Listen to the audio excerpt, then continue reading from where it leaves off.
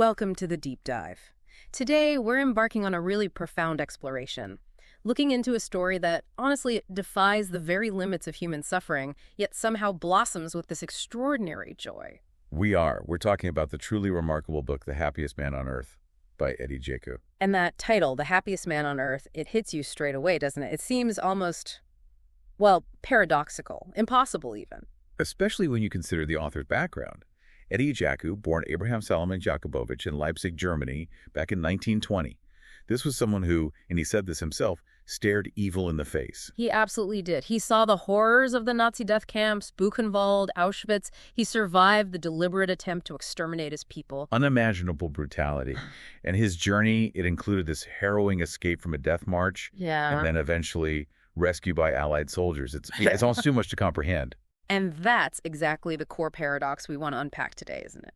How does someone who lived through humanity's absolute darkest chapter, who felt loss and trauma on a scale most of us can't even imagine, how does he come to declare himself at 100 years old the happiest man on earth? It's incredible. And this book, it's so much more than just a memoir of survival. It's really this extraordinary testament to, well, the resilience of the human spirit, isn't it? Definitely. And the power of human connection, which comes through so strongly, and maybe most remarkably, this deliberate, conscious choice for joy, even after everything. Yeah, that choice element is key. It offers this unique lens, I think, for gaining really profound insights into life, into basic human values, and just the essence of human nature itself. But what's so powerful, too, is that Eddie doesn't present his journey as some, impossible feat only he could achieve. No, not at all.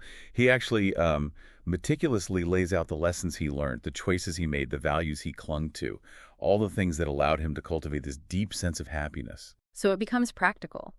His story offers these deeply practical lessons, not just about surviving extreme horror, but about finding purpose and joy in your own life, whatever challenges you might be facing. Exactly. It translates. So what does this deep dive mean for you listening right now? Our goal today is to really unpack Eddie's incredible journey. We're going to follow his path, chapter by chapter. And pull out those potent nuggets of wisdom, the things that allowed him to choose happiness again and again. We'll explore his core teachings, look at how his experiences offer profoundly practical, really actionable lessons for your own everyday life. So yeah, get ready to maybe have your perspective shifted a bit. Definitely. Okay, let's start at the beginning. Chapter 1, Foundations of Values and Early Disruption. Eddie's early life in Leipzig, Eastern Germany. He was born Abraham Salomon Jakubowicz, or Adi, later Eddie, and the picture he paints is almost, well, idyllic. It really is.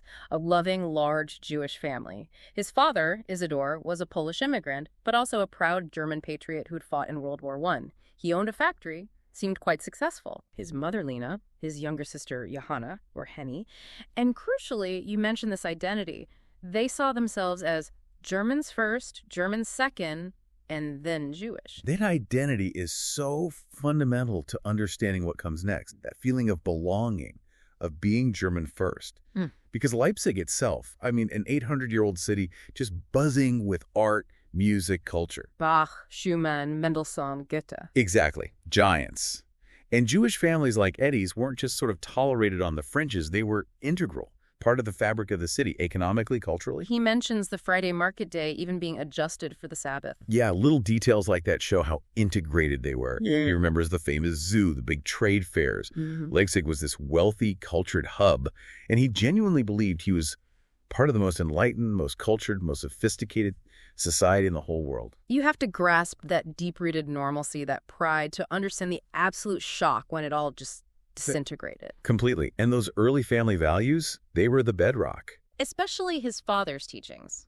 Those Friday night Shabbos dinners, the Sabbath meals with his grandmother's cooking, they weren't just about food, were they? No, they were about connection, tradition, lessons. His father's words really stuck with him. There is more pleasure in giving than in taking. Friends, family, kindness are far more precious than money. And a man is worth more than his bank account. These weren't just, nice sayings. They became these foundational principles he'd drawn later, maybe without even realizing it. It's so striking, too, that detail about his 13th birthday wish. 6 eggs, a loaf of white bread, and a pineapple. Yeah, it highlights that even in their comfortable middle-class life, the poverty after World War I was already a reality, even before the Nazis came to power. That economic hardship is key. Because that's where the storm clouds really started gathering, wasn't it? Germany was in ruins economically, crushed by war debt, reparations. Hyperinflation was rampant. Eddie mentions his father coming home with a valise full of cash that would be worthless by morning. That level of desperation, that national humiliation. It made people vulnerable, didn't it? Dangerously receptive to Hitler's simplistic solution, his whole narrative of finding an enemy to blame. It shows just how quickly a desperate society can be manipulated into hatred. It's terrifying, really. And the first personal blows for Eddie started subtly, then became much more direct. His bar mitzvah in 1933, normally a huge celebration, Had to be held in a small synagogue, a side shul, because the main one was forbidden to Jews. And there's that strange detail about the rabbi's Gentile tenant whose son was in the SS. Yeah, sort of inadvertently protecting the small shul for a while. The ironies abound. They do. Then the direct hit on his future. His aptitude tests showed talent for mechanical engineering. Optical and mathematical talents, yeah. But he gets kicked out of high school, just like that, for being Jewish. And this is where his father's foresight is just incredible, that determination. Absolutely. He didn't just despair. He said, "You will continue your studies. I will make sure." And he made it happen. Fake papers, Walter Schleif. Engineering College in Tuttlingen, the heart of engineering tech back then. Think about the sacrifice involved there. The loneliness for Eddie, living under a false name, away from his family. But that act, securing that education. It becomes this lifeline, doesn't it? A recurring theme for his survival. It really does. It shows how quickly that civilized society eroded, how fear turned to hate, but also that strategic thinking, focusing on skills, on education, even when everything seems to be falling apart. Those foundations, though seemingly strong, were about to be shattered in the most brutal way possible. Moving into chapters 2 and 3, the abyss of hate and early survival. This is where his world truly crumbles. November 9th, 1938. Kristallnacht, the night of broken glass.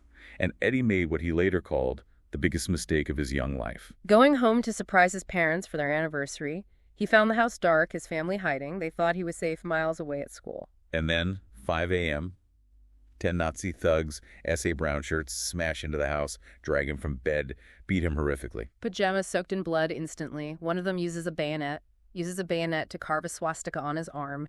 The sheer sadism. It's sickening. And then his little dog, Lulu, his dachshund, jumps in to defend him. Loyal to the end. Stabbed to death. Ein Judenhund. Jewish dog. That moment, Eddie said he lost everything. My dignity, my freedom, and my faith in humanity. I was reduced from a man to being nothing. That dehumanization is just absolute. And it wasn't just the official thugs, was it? That's what's so chilling. No. He clearly remembers ordinary citizens, our friends and neighbors, joined in the violence and the looting, people he knew. Throwing Jews, even children, into the freezing river, spitting, jeering. He asks that devastating question, what had happened to my German friends that they became murderers? It forces you to confront that question. How is it possible to create enemies from friends, to create such hate? And Eddie's conclusion, looking back. They were scared, they were weak, and their weakness allowed them to be manipulated into hatred. And his belief, maybe a painful one, that if enough people had just stood up right then on Kristallnacht, history might have been different. A powerful call for individual courage, even now. That night led directly to Buchenwald concentration camp, a name synonymous with suffering. But there's that initial bizarre paradox he describes. A strange sense of relief, almost, getting basic hospital treatment after the brutality on the street. Right, but that feeling must have vanished instantly. The reality of the camp, the threat to his parents if he even thought about escaping. Psychological torture from the start. And the camp itself, near these beautiful beech forests, but nicknamed the Singing Forest by prisoners. Because of the screams. Constant screams. And the conditions. A stable for 80 horses crammed with 1,200 men, 5 to a bunk. Starvation as a weapon. Filthy latrines, disease, constant beatings for nothing. And that grotesque game the Nazis played, machine gunning prisoners who were supposedly escaping. Sickening. It echoes Bismarck's warning about Germans being monsters with a bad leader.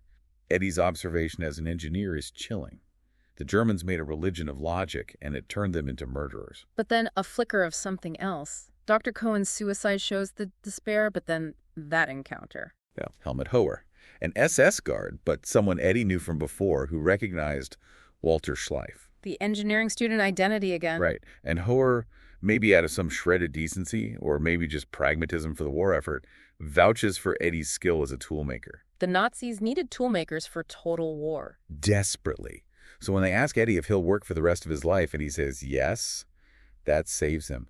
It shows that weird moment where, as Eddie put it, the hunger for money and productivity still overpower the insanity of pure hatred. Just barely.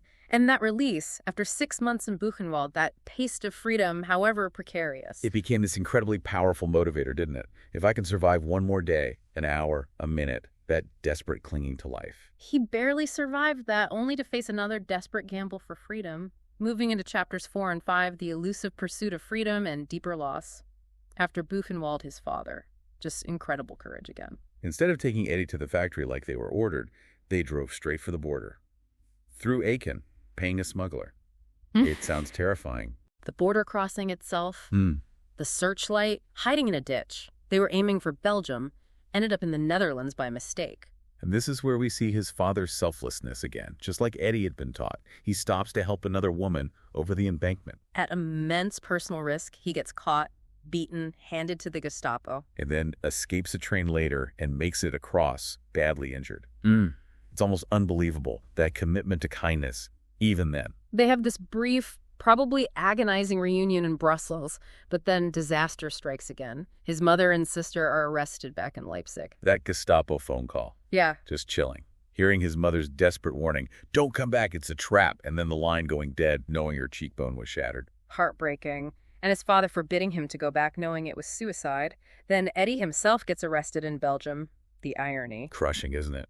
In Germany, I was no German, I was Jewish. In Belgium, I was not Jewish, but German. I could not win. This leads him to the Exard refugee camp. Conditions, relatively speaking, were civilized compared to Buchenwald. Yeah, and he finds purpose again, briefly. He convinces them to let him teach mechanical engineering in Ghent. He even reconnects with Kurt Hirschfeld from Buchenwald there, and makes a new friend, Fritz Lowenstein. But then the war catches up again. Germany invades Belgium, May 1940.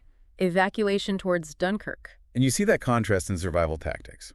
Fritz takes a dead soldier's uniform to blend in pure pragmatism. But Eddie can't do it. He says he couldn't steal this poor dead soldier's dignity. His morals held even in that desperation. Which led to that long walk south with thousands of others. And this is where he experiences that profound, unexpected kindness from strangers. French villagers, poor themselves, sharing food, offering shelter, risking their own safety.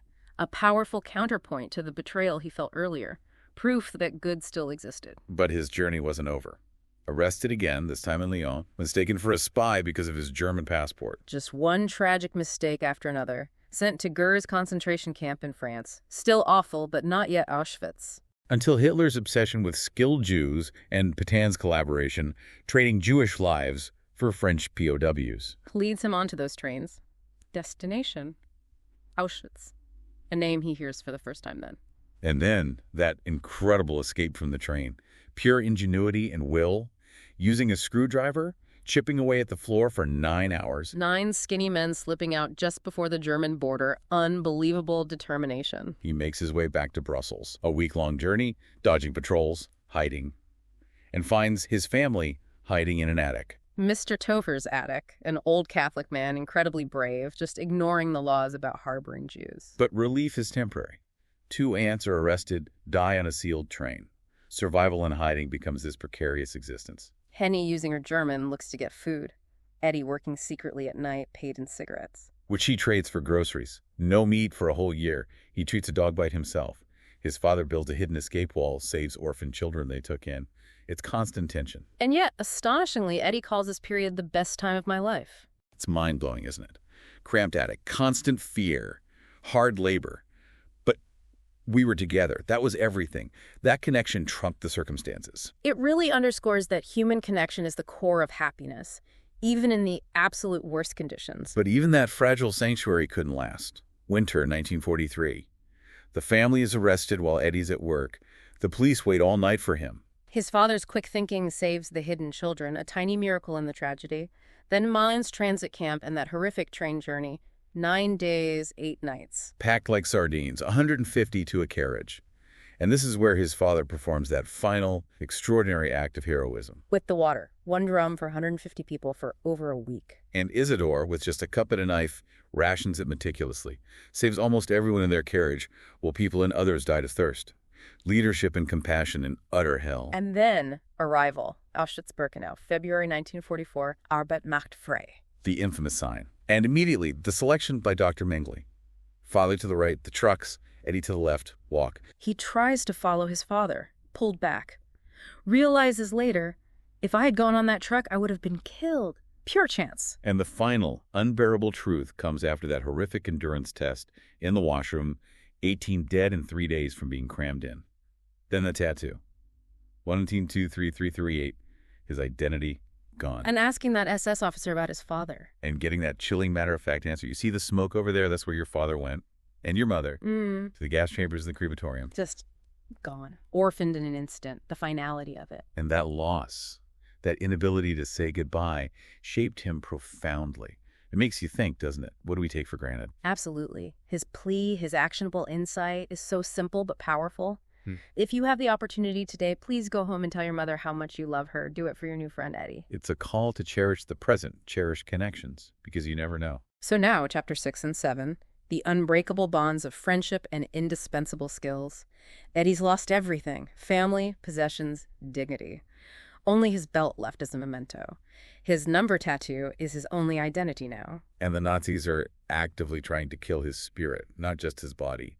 That Canada area, sorting the belongings of the dead and newly arrived, a cruel mockery. Auschwitz becomes this living nightmare. The barracks, 400 men crammed in, freezing, naked sleep, 10 to a bunk, daily deaths from cold alone. Forced marches to factories, slave labor for big German companies, some still around today. Tripping meant instant death. Yet even here, tiny acts of resourcefulness emerge. Rags used as currency. But the real anchor, his absolute lifeline, was friendship. Kurt Hirschfeld again. My only link to my old life and a time when I was happy, Eddie called him. They made a pact to meet every day, just to walk, talk, maintain that human connection. And Kurt, working indoors as a shoemaker, had slightly better access to food. And he shared everything with Eddie, every scrap. And Eddie, in turn, used his skills making knives from hacksaws to trade, cooking potatoes for doctors. This interdependence was crucial. Kurt literally saved his life, didn't he? Eddie estimated the average survival time was 7 months, and without Kurt, he wouldn't have made half that. Sharing half his scarf, a piece of soap, small things that meant everything. It reinforces Eddie's core belief. The greatest thing you will ever do is be loved by another person. Without friendship, a human being is lost. That bond kept them from going to the wire, didn't it? Suicide was a constant temptation. But Kurt wouldn't let him give up. The best balm for the soul is friendship. Together, they could face the impossible. And then education saves him again, his father's insistence on those skills. Right. After that brutal coal mine detail where he actually stood up to bullies stealing wagons, got beaten for it, but helped others, his skills were recognized again. Economically indispensable Jew, a horrifying label, but it kept him alive. Pulled from the gas chamber line 3 separate times because they needed his engineering expertise. He'd silently thank his father in those moments. It shows skills can be survival tools. The terrible irony, though, working for IG Farben. The company that made Zyklon B, the gas, used to kill millions. Yet, working in their factories ironically kept prisoners like Eddie alive. Slightly better rations, vitamins, glucose. Just enough to keep them working. He became foreman of a workshop, maintaining air pipes, invented whistles for safety. His pride in his work, even under those conditions, is remarkable. No machine broke down even once. Expertise and dedication, even for his captors. And then, another miracle, seeing Henny. His sister, in the same factory, standing in freezing water, they couldn't acknowledge each other. Devastating. But just knowing the other was alive, a source of immense strength, and even when Eddie got a head injury from a guard. Treated by an SS neurosurgeon, Professor Newbert, who recognized his skill and offered him work designing an operating table instead of just letting him die. Again, my father was right about the importance of education and work. It saved his life, repeatedly. Moving into chapters 8 and 9, maintaining morals and the human spirit. Here, Eddie really confronts the degradation of humanity he witnessed daily. He talks about how the Nazis, maybe starting as just weak people, gradually lost all of their morals and then their humanity. Torturing people for sadistic joy. Schnell, Schnell. Getting his nose broken for being a Judenhund. That story of the child wanting to be a dog to get kindness. It's just shattering. And the toothpaste incident. Hidden toothpaste exploding, leading to lashes, being thrown naked into a freezing needle-lined cage. Calculated cruelty beyond belief. It raises that disturbing question about evil and moral choice. He talks about the Kapos, too. Jewish prisoners given power over others. Some became utterly corrupted, sending their own family members to the Evans for privileges. The depths people could sink to or be forced to. But Eddie's contrast is so stark. His absolute refusal to lose his inner dignity, refusing to be whipped for others, his mantra, your food is not enough. There is no medicine for your morals. If your morals are gone, you go. He never hurt another prisoner, never stole bread. A conscious daily choice to remain human. An act of resistance in itself. And yet, amidst all that darkness, there were these tiny, incredible acts of kindness. Secret German helpers leaving bits of food in toilet stalls, risking their own lives. That civilian food deliverer, Kraus, sneaking in food. And that crazy escape plan with the food drum, rolling down a hill, only to get shot by a Polish man afterward. Which illustrates his point. For every cruel person, there is a kind one. That balance, however precarious, offered hope. He still made it back to Auschwitz somehow. His engineer's mind saw the body as this amazing machine. Dr. Kinderman removing that bullet with an ivory letter opener in a toilet. Using the convent bells to cover the sounds. And Kinderman's advice. 1 hour of rest is 2 days of survival. Practical wisdom for endurance. Despite the starvation, the food nightmares, the bromide in the coffee to dehumanize them further, his body kept going. That monthly weight check, the fear of the gas chamber, constant terror. But his body endured. It makes him angry later in life to see people abuse their bodies, taking this incredible machine for granted. And the interconnections of kindness continued, didn't they? Kurt bringing him soup in a blizzard, getting beaten for it. Kinderman saving Kurt, getting medicine for Henny's legs, Eddie sneaking visits with Henny through the fence. These reciprocal acts kept their spirits alive. Which brings us to the final ordeal, chapters 10 and 11. The Death March, Liberation, and the Rebirth of Hope. January 18th, 1945, 3 a.m. The death march from Auschwitz begins. Russians are closing in. Nazis blow up the crematoriums, march prisoners into Germany to hide the evidence and continue exploitation. The conditions, minus 20 degrees Celsius. If you fell, the Nazis would put a gun in your mouth and shoot you dead. 15,000 died on that march alone. And this is where Kurt reaches his breaking point. In Gleiwitz, he just couldn't go on. Yeah. And Eddie's reaction, finding that manhole, hiding Kurt, embracing him, maybe for the last time. And then returning to the march himself, basically willing to die if it gave Kurt a chance. That's friendship taken to its absolute limit. Utterly profound. Even on this horrific march, there were still those glimmers. The tailor making a blanket from jackets on the train. Keeping 30 men alive. Women in Czechoslovakia throwing bread, risking punishment. A mouthful each, but better than none at all. Reminders that humanity wasn't entirely extinguished. And this is where he formulates that core philosophy, isn't it, about the human spirit being essential fuel. Exactly. The human body is the greatest machine. But it cannot run without the human spirit. Without hope, without faith in other human beings, we will fail and break down. Hope was their survival fuel. His return to Buchenwald, unloading bodies, seeing that dead man sit up for a photo, haunting. But again, he raises his hand as a tool maker. Transferred to Sonnenberg. Chained to a machine, but alive, with a purpose. Gets extra food secretly from a drunken guard and Go, a manager who knew his father from WWI.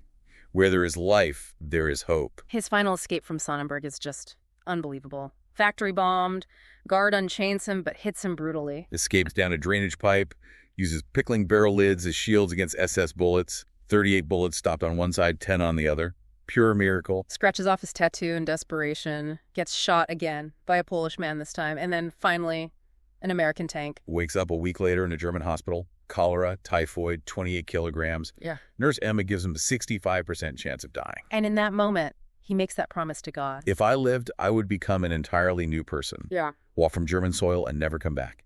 Dedicate the rest of my life to putting right the hurt.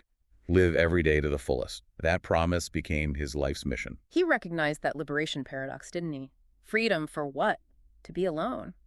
So many survivors couldn't cope, took their own lives. But Eddie chose to live, to uphold that promise, to turn the pain into purpose. It was a deliberate choice. And then the reunion. Finding Kurt in Brussels. Just imagine that moment. At a Jewish welfare canteen, Seeing Kurt alive after everything, Kurt telling his own survival story with the Russians. I wasn't alone. I had a family again in Kurt. Pure joy, pure relief. That reunion gave them the strength to rebuild. Importantly, they refused charity. They wanted to work. Back to their skills. Kurt as a cabinet maker foreman, Eddie as a precision engineer foreman, worked hard, saved, bought an apartment, a car. Still faced anti-Semitism, though. Greedy Jews. Yeah. It hadn't disappeared. Then finding Henny. 2 miracles. The 2 people dearest to me had survived. She moves in with them. This tiny, resilient family unit forms. And then they actively start making miracles for others, reading about those 2 survivor girls trying to commit suicide. And just taking them in, convincing the hospital, declaring them my sisters, providing care, support, love, sulfur baths for the boils. Helping them recover, find work, find husbands. It's Eddie putting his father's teaching into direct action. It was the duty of the fortunate to help those who were suffering, better to give than receive. And his conclusion. With a simple act of kindness, you can save another person. And this is the greatest miracle of all.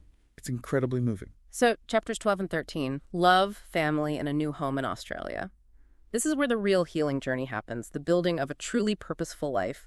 But Europe still held ghosts for him. Absolutely. He never felt fully at home in Belgium. Too many collaborators, too many reminders. 25,000 Jews deported from there. Less than 1,300 survived. Seeing his stolen suit on someone. Encountering his capo, walking free, police doing nothing. That sense of injustice lingered. It did. But then, love, meeting Flor Molo at the town hall, ration stamps. Love at first sight for Eddie. A beacon. And Flor was a survivor too, hidden in France under a false name. That shared experience must have created a deep bond. It did. Though initially Flor felt pity seeing his scars, the headaches, the boils, the sulfur baths, that awkward cinema trouble. But as Eddie says, love takes time, it takes work, it takes compassion. And they built it. They married on April 20th, 1946. Hitler's birthday. A deliberate act of defiance. We are still here. Hitler is down there. This is really the best revenge. And through Flor, he gained a mother-in-law, Fortuné, who brought stability. And this is where his promise to God really takes root. He admits he was a miserable ghost after the war, understandably. But then, fatherhood. Holding his first son, Michael. It was a miracle. In that one moment, my heart was healed and my happiness returned in abundance. That was the turning point. He makes that promise. From that day, I would be happy, polite, helpful, and kind. I would smile. Fatherhood was his medicine. The genesis of the happiest man on earth truly lies in that moment. He embraced simple joys. Happiness wasn't wealth. Enough food was a miracle. Their apartment view, fixing up their tandem bike, finding joy in the everyday. His philosophy becomes clear. Happiness does not fall from the sky. It is in your hands. It comes from inside yourself and from the people you love. If you are healthy and happy, you are a millionaire. And that beautiful idea, happiness is the only thing that doubles each time you share it. Such a powerful invitation for all of us. But they couldn't stay in Belgium. Refugee status issues. Kurt went to Israel, Henny to Australia. So Eddie applied to Australia too. Arrived July 1950. And again, his integrity shines through. Paying back the travel money from the Jewish Joint Distribution Committee so it could help someone else. A few others did. Initial struggles in Sydney, that wet winter. More sunshine in Auschwitz. His dark humor surfaces. But then kindness finds them again. Polish cousins, the Skorupas, sponsor them. Eddie bonds with Harry Skorupa, driving him to hospital after an accident. Simple acts forging friendships. Real estate agent Walter Rook helps them buy a house. Flor's mother joins them, thrives as a dressmaker. Second son, Andre, brings more joy. Eddie sees Australia as the working man's paradise. Adapts his skills again, auto mechanic, service station with floor managing. Expands to a showroom, sells it, tries retirement for 7 months, can't sit still, becomes a real estate agent. Eddie Jaku Real Estate. Works into his 90s. Known as the only honest real estate agents. Built on pure integrity. And crucially, paying it forward.